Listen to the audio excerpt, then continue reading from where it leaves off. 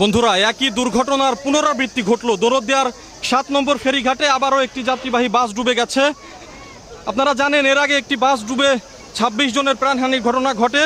সেই একই ঘটনা আজকে আবার ঠিক কিছুক্ষণ আগে ঘটেছে দৌলতদিয়ার 7 নম্বর ফেরিঘাটে।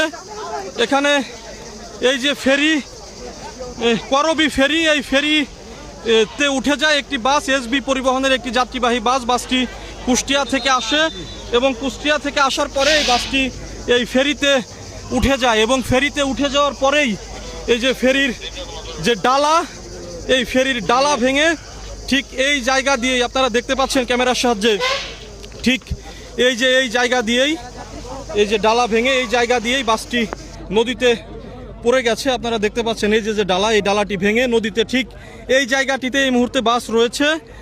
আপনারা দেখতে পাচ্ছেন এরই মধ্যে উদ্ধারকারী জাহাজ হামজা এখানে চলে এসেছে, এবং ফায়ার সার্ভিস, কোস্টগার্ড এবং বিআরডব্লিউটি এর ডুবুর ইউনিট তারা এখানে উদ্ধার কার্যক্রম শুরু করে দিয়েছে। ভাই, বাস কি এখানে আছে? ফায়ার সার্ভিসের যারা ডুবুর ইউনিটের সদস্যরা আছেন তারা বলছেন যে বাসটি এখনো পর্যন্ত এখানেই আছে।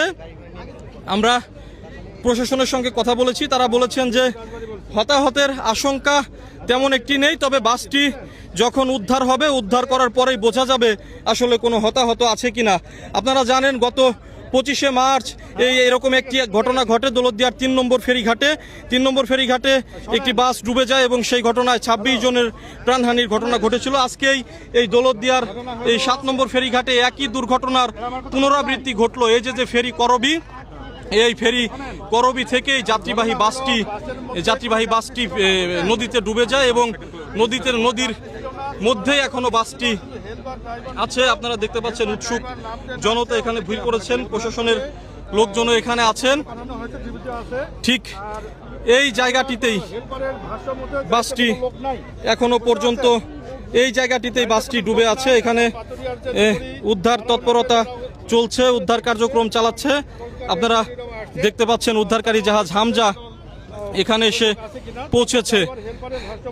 দর্শক, এখানে নিরাপত্তা ব্যবস্থা নিয়ে স্থানীয় যারা আছেন তারা ক্ষোভ প্রকাশ করেছেন, কারণ এই যে নিরাপত্তা ব্যবস্থা, এর আগেও এইরকম একটি ঘটনা ঘটেছিল দৌলতদিয়ার 3 নম্বর ফেরিঘাটে, সেই একই ঘটনা আবারও ঘটল।